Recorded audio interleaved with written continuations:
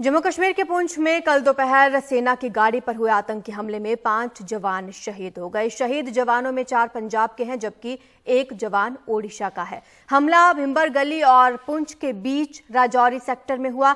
आतंकवादियों ने भारी बारिश और कम विजिबिलिटी का फायदा उठाते हुए सेना की गाड़ी पर फायरिंग की। इस दौरान ग्रेनेड के संभावित हमले से गाड़ी में आग लग गई और 5 जवान शहीद हो गए, 1 गंभीर रूप से घायल है। अब फोरेंसिक विभाग के आला अधिकारियों की टीम राजौरी पहुंचकर इस मामले की जांच कर रही है। जवानों के शहीद होने की खबर जैसे ही घर पहुंची, घर में मातम पसर गया है। शहीद जवानों के परिवार वालों का रो रो कर बुरा हाल है। जवानों की शहादत से हर किसी की आंखें नम है। परिवार के लोग एक दूसरे को सांत्वना दे रहे हैं। परिजनों ने सरकार से आर्थिक सहायता की भी मांग की है। जो 5 जवान शहीद हुए हैं उनमें से 4 पंजाब के थे, 1 ओडिशा के रहने वाले थे। इस हमले में लुधियाना के हवलदार मनदीप सिंह, गुरदासपुर के सिपाही हरकिशन सिंह, मोगा के लांस नायक कुलवंत सिंह, बठिंडा के सिपाही सेवक सिंह और ओडिशा के पुरी जिले के लांस नायक देवाशीष शहीद हुए।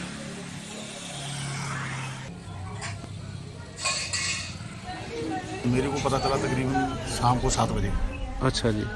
मेरी मेजर सरदार से बात हुई थी जी। उन्होंने बोला कि ऐसे ऐसे करके इंसिडेंट हो गया है। उसमें हवलदार मनदीप सिंह शहीद हो गए।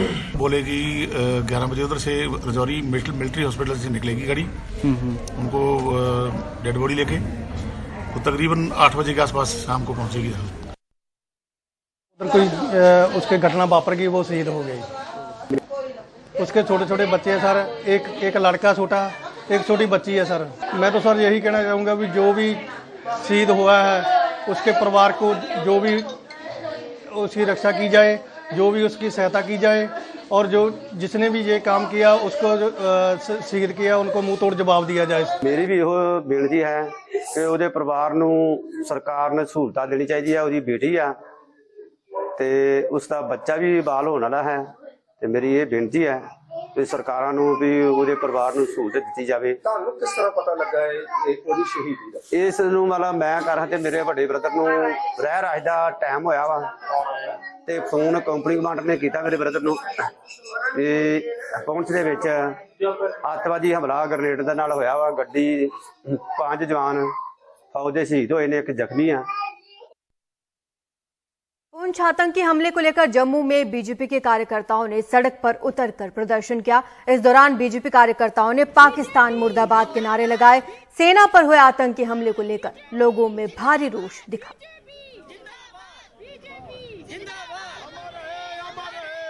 इन कायर पाकिस्तानी आतंकवादियों ने बहुत बड़ा पाप किया है, बहुत बड़ा अपराध किया है, जिसकी भारी कीमत इन कायर पाकिस्तानी आतंकवादियों को चुकानी पड़ेगी। भारतीय सेना, जम्मू कश्मीर पुलिस ने इस सारे क्षेत्र की नाकाबंदी कर दी है और बहुत बड़े पैमाने पर सर्च ऑपरेशन सीमावर्ती जिला पुंछ के इन पर्वतीय जंगलों में शुरू किया गया है। सभी आतंकवादियों को उनके इस गुनाह की भारी कीमत चुकानी पड़ेगी।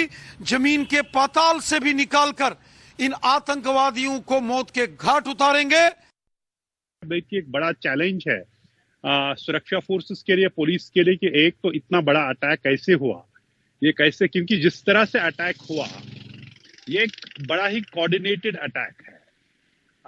जो ट्रक को जांच से पता चला हर तरफ से इस पे गोलियां चली है। 2 दर्जन से ज्यादा गोलियों के निशान इस ट्रक पे हैं जिसमें ये सेना के लोग सवार थे, जिसपे वो सफर कर रहे थे।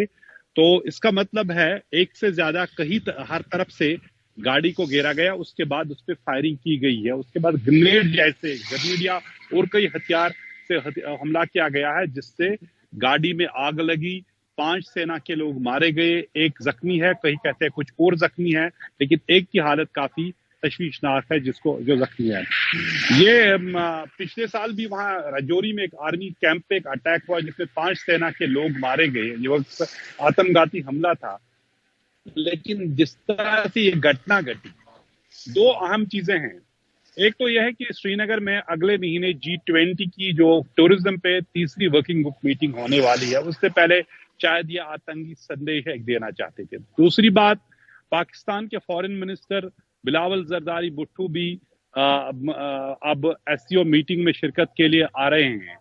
तीसरी बात, जो सीज फायर का जो एग्रीमेंट है भारत और पाकिस्तान के दरमियान, जो फरवरी 2021 से शुरू हुआ, उसके बाद उसकी एक अहम कड़ी ये थी कि एक अहम शर्त ये थी कि कोई बड़ा आतंकी हमला नहीं होगा। तो सवाल यह है कि क्या उससे उस सीज फायर पे असर पड़ेगा जो एग्रीमेंट है या अंडरस्टैंडिंग है। चौथी बात कि जो ये अटैक हुआ, ये दूसरा बड़ा अटैक अगर हम देखेंगे जनवरी से आज तक 3 महीनों में बड़ा अटैक है।